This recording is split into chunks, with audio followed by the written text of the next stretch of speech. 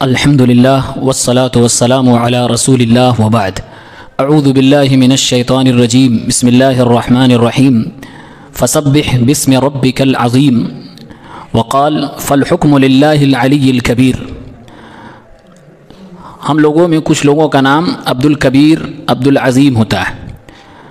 کبیر اور عظیم کا کیا معنی ہے؟ یہ دونوں نام الکبیر اور العظیم یہ اللہ رب العالمین کے ناموں میں سے ہیں۔ کبیر کا معنی ہوتا ہے بڑا، عظیم کا معنی ہوتا ہے بڑا، اور یہ دونوں نام اللہ رب العالمین کے لیے ثابت ہیں جیسا کہ قرآن اور حدیث میں موجود ہے۔ اللہ رب العالمین سب سے بڑا ہے اور بہت باعظمت ہے۔ اس کی دو قسمیں قرآن میں آئی ہوئی ہیں۔ نمبر ایک، تمام عظمت کی چیزیں اور عظمت کی صفات، عظمت کی تمام صفات اللہ رب العالمین کے لیے ثابت ہے۔ وہ تمام چیزیں جو کسی ذات کو عظیم بناتی ہیں وہ ساری چیزیں اللہ میں موجود ہیں۔ جیسے اللہ رب العالمین کے پاس بے پناہ طاقت و قوت موجود ہے، علی کل شیء قدیر ہے، اللہ تعالیٰ مضبوط ہے، کمال قدرت سے متصف ہے، علم اللہ رب العالمین کا بہت ہی زیادہ وسیع ہے، اللہ تعالیٰ ہر چیز کو دیکھ اور سن سکتا ہے، ایک ہی وقت میں ساری کائنات کو ڈیل کر سکتا ہے۔ اللہ کی عظمت اور بڑائی میں سے یہ ہے کہ اللہ تبارک و تعالیٰ نے ساتوں آسمانوں اور ساتوں زمینوں کو اپنے ہاتھ میں لیے رکھا ہے، جیسا کہ عبداللہ بن عباس رضی اللہ عنہما بیان کرتے ہیں کہ جیسے ہم میں سے کوئی شخص اپنے ہاتھ میں رائی کا دانہ لیے ہو تو اس کی ہتھیلی میں رائی کے دانے کی کیا حیثیت ہے؟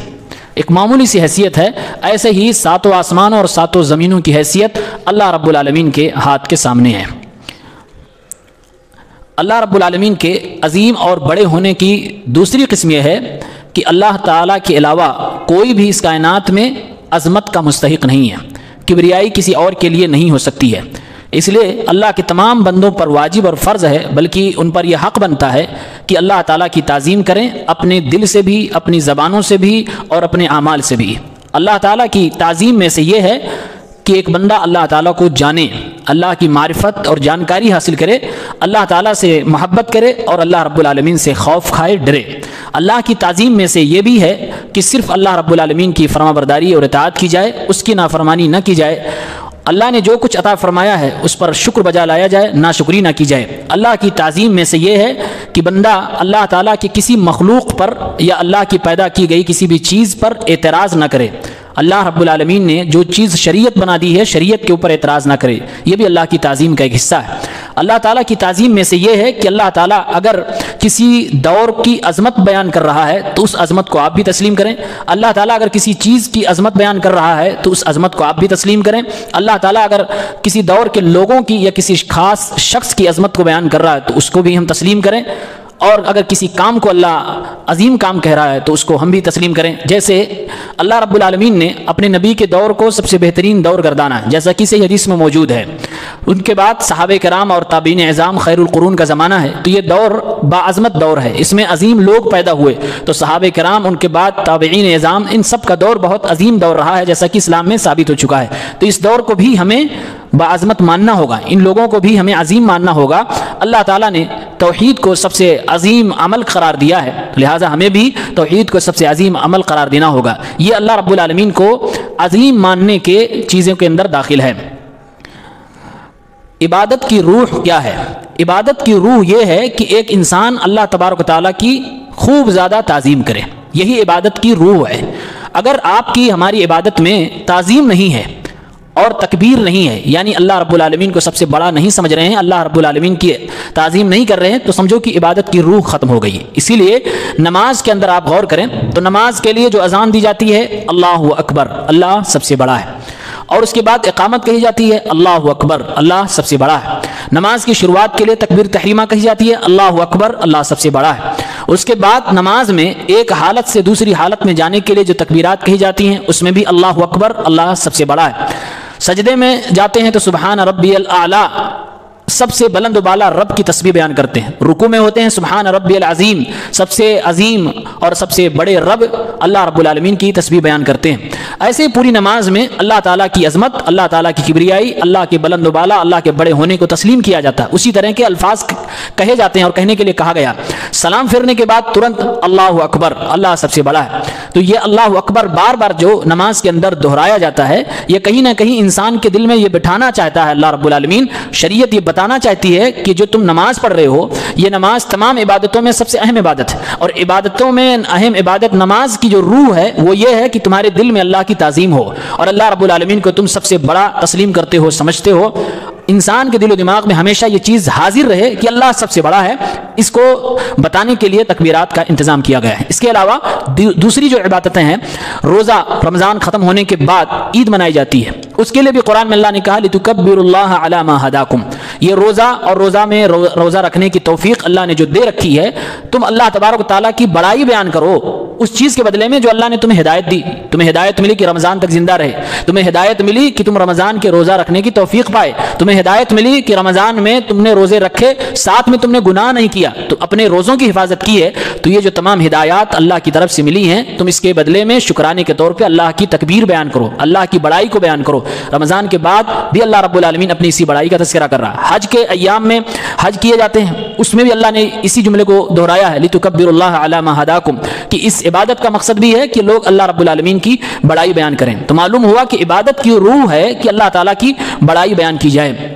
اللہ اکبر کا معنی کیا ہوتا ہے؟ عربی زبان کے اندر اور عربی ادب کے اندر یہ بات بتائی گئی ہے کہ تمام عرب کے نزدیک سب سے بہترین اور سب سے بڑا، سب سے فصیح و بلیغ اگر کوئی سنٹنس ہو جو اللہ تعالیٰ کی بڑائی اور تعریف میں سب سے سٹیک بیٹھتا ہو، تو عرب کے لوگ یہ مانتے ہیں کہ اللہ اکبر سے بڑا کوئی دنیا میں جملہ نہیں ہے، اس سے بڑا کوئی سنٹنس نہیں ہے جس سے اللہ رب العالمین کی تعظیم اور اس کی عظمت و اجلال کو بیان کیا جاتا ہو۔ لہٰذا اللہ اکبر یہ اسلام کا شعار بھی ہے۔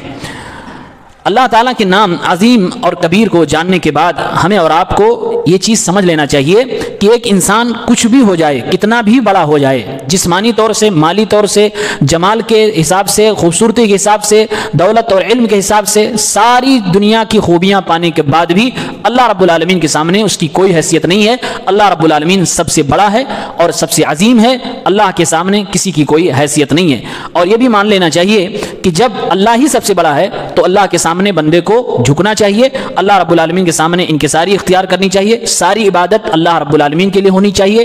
اور یہ بھی اللہ اکبر کے نعرے سے، تکبیر اور تعظیم سے پتہ چلتا ہے کہ دنیا میں جتنے مشرک ہیں وہ کتنے کم عقل اور کتنے بے وقوف ہیں کہ وہ اللہ رب العالمین کے ساتھ شرک کرتے ہیں۔ اور اللہ کے ساتھ شرک کرنے کا دوسرا مطلب یہ ہے کہ اللہ تعالیٰ کی قدر نہیں کرتے جیسے قدر ہونی چاہیے، اللہ کی تعظیم کو وہ سمجھ ہی نہیں پائے، اللہ رب العالمین بڑا ہے اس کا معنی ہی وہ ہضم نہیں کر پا رہے ہیں، جس کی وجہ سے شرک کر رہے ہیں۔ شرک کا مطلب ہی ہوتا ہے کہ انسان اللہ کی قدر نہ کرے، اللہ رب العالمین کی عظمت کو نہ سمجھے اور اللہ رب العالمین کے ساتھ کسی اور کو برابر شریک کرے، یا اللہ کے کاموں میں یا اس کی عبادت میں کسی کو ساجی مانے۔ قرآن میں اللہ تعالیٰ نے فرمایا وَمَا قَدَرُ اللَّهَ حَقَّ قَدْرِهِ، یہ لوگ اللہ کی قدر جیسی ہونی چاہیے، کرنی چاہیے، ایسے ہی قدر نہیں کرتے۔ وَالْأَرْضُ جَمِيعًا قَبْضَتُهُ يَوْمَ الْقِيَامَةِ، جبکہ قیامت کے دن ساری زمین اللہ تعالیٰ کے قبضے میں ہوگی، اللہ تعالیٰ پکڑ رکھا ہوگا۔ وَالسَّمَاوَاتُ مَطْوِيَّاتٌ بِيَمِينِهِ، سارے آسمان اللہ کے دائنے ہاتھ میں لپیٹے ہوئے ہوں گے۔ سبحانہ وتعالی عما یشرکون، یہ اللہ کی عظمت ہے، یہ اللہ کی بڑائی ہے، یہ اللہ رب العالمین کی کبریائی ہے۔ اس کے بعد اللہ رب العالمین نے فرمایا اللہ کی ذات بہت پاک ہے ان تمام چیزوں سے جو یہ لوگ اللہ کے ساتھ شرک کرتے ہیں۔ اسی طرح سے حدیث قدسی ہے ابو داؤد کے اندر، اللہ رب العالمین نے فرمایا الکبریاء ردائی، بڑپن میری چادر ہے، والعظمت ازاری، اور بڑا ہونا، عظیم ہونا یہ میرا ازار ہے۔ فمن نازعنی واحد منہما قذفتہ فی النار، ان دونوں میں سے جس نے بھی مجھے ٹکر دینے کی کوشش کی میں اسے آگ میں یعنی جہنم میں ڈال دوں گا۔ اللہ تعالیٰ نے یہاں اپنی کبریائی کو اور اپنی عظمت کو دو چیزوں سے تشبیہ دی ہے۔ ابن تیمیہ رحمہ اللہ فرماتے ہیں یہاں پر اللہ تعالیٰ نے اپنی عظمت کو ازار سے تشبیہ دی ہے اور اپنی کبریائی کو چادر سے تشبیہ دی ہے۔ اس سے معلوم یہ ہوا کہ کبریائی عظمت کے مقابلے میں ایک بڑی چیز ہے، دونوں ہی بڑپن کو ثابت کر رہی ہیں، لیکن کبیر ہونا عظیم ہونے سے زیادہ بڑی چیز ہے، کیونکہ ہر دور میں لوگ جانتے ہیں کہ چادر کی اہمیت زیادہ ہے بنسبت ازار کے، اور اللہ نے یہاں پر انہی دونوں چیزوں سے تشبیہ دی ہے۔ بہرحال اللہ تعالیٰ کبیر ہے، اللہ تعالیٰ عظیم ہے، اللہ تعالیٰ کی توحید پرستی پر آنے کے لیے ضروری ہے کہ ان دونوں ناموں کو کما حقہ سمجھا جائے اور اللہ تعالیٰ کی عظمت کو تسلیم کیا جائے۔ قرآن میں اللہ نے کہا ہے فسبح باسم ربک العظیم، اپنے عظیم رب کے نام سے تسبیح بیان کرو، وہو العلی العظیم، وہ اللہ بلند و بالا ہے اور بہت عظیم ہے۔ فالحکم للہ العلی الکبیر، تمام حکم اللہ رب العالمین کے لیے ہے جو بلند و بالا ہے اور کبیر ہے یعنی بڑا ہے۔ اللہ رب العالمین سے دعا ہے پروردگار ہم سب کو توحید پرست بنائے، توحید کو سمجھنے کی توفیق دے، آمین۔ السلام علیکم۔